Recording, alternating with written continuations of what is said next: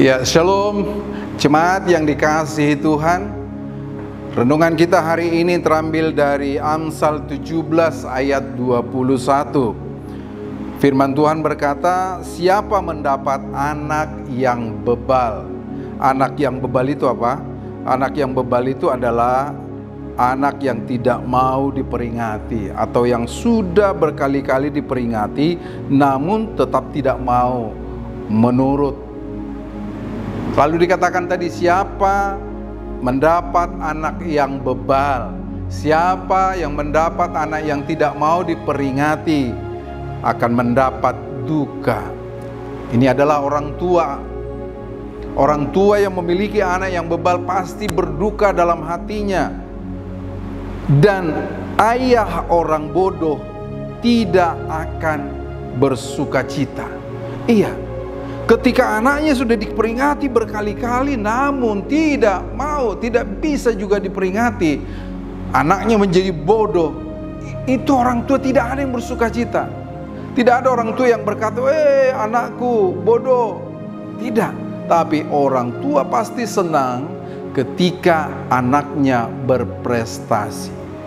Lalu bagaimana Bapak Ibu Saudara supaya anak-anak kita menjadi orang-orang yang menyukakan hati orang tua? Sama dengan firman Tuhan minggu yang lalu,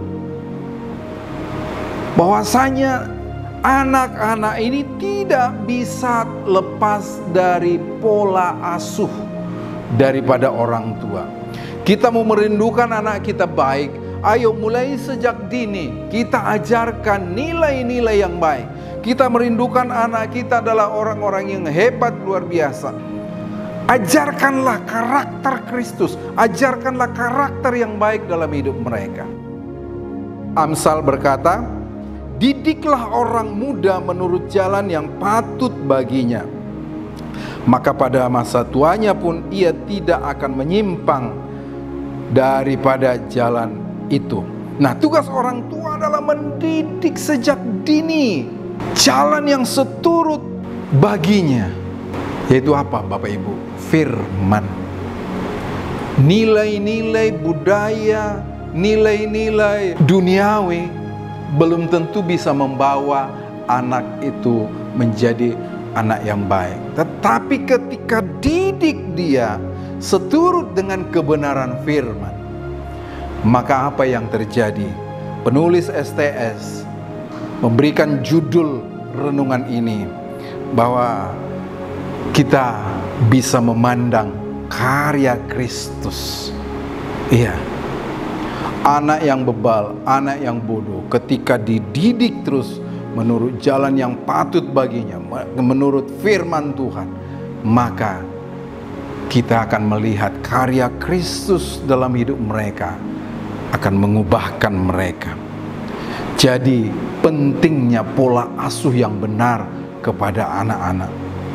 Disiplin boleh Bapak Ibu, tapi firman Tuhan adalah satu materi pembelajaran yang begitu luar biasa, yang sanggup mengubahkan anak-anak. Dan yang kedua Bapak Ibu, berikan teladan hidup. Kalau kita mau melihat anak-anak kita berkarakter hebat, berkarakter baik, berikan teladan hidup. Tidak hanya sekedar kita memerintah, tidak hanya sekedar kita mendisiplin, tetapi contohkan hidupmu berkarakter baik, maka anak-anak akan mengikutinya. Yang ketiga, jangan lepaskan, jangan pernah lupa dengan persekutuan, dengan doa dan firman. Iya, doakan terus anak-anak. Kita tidak sanggup melihat, kita tidak sanggup mengawasi anak-anak itu 24 jam, tapi dengan doa kita akan memandang karya Kristus bekerja atas hidup mereka. Ada orang-orang tua yang anaknya bisa merantau sekolah di tempat yang jauh. Kita nggak bisa mengawasi mereka dengan kasat mata, tetapi ada Roh Kudus yang bisa kita mohonkan pertolongannya, supaya Roh Kudus yang bisa mengubahkan, menolong, melindungi, menyertai mereka dimanapun mereka berada. Jadi karya Kristus melalui Roh Kuduslah yang dapat mengubah setiap hati. Baik tadi orang bodoh, baik tadi orang bebal. Lihatlah, pandanglah kepada salib Kristus. Jadikan ini menjadi salib bagimu juga yang harus menjadi tanggung jawab, khususnya bagi orang tua, untuk melihat anak-anak kita boleh diberkati oleh Tuhan. Tuhan Yesus memberkati kita. Amin.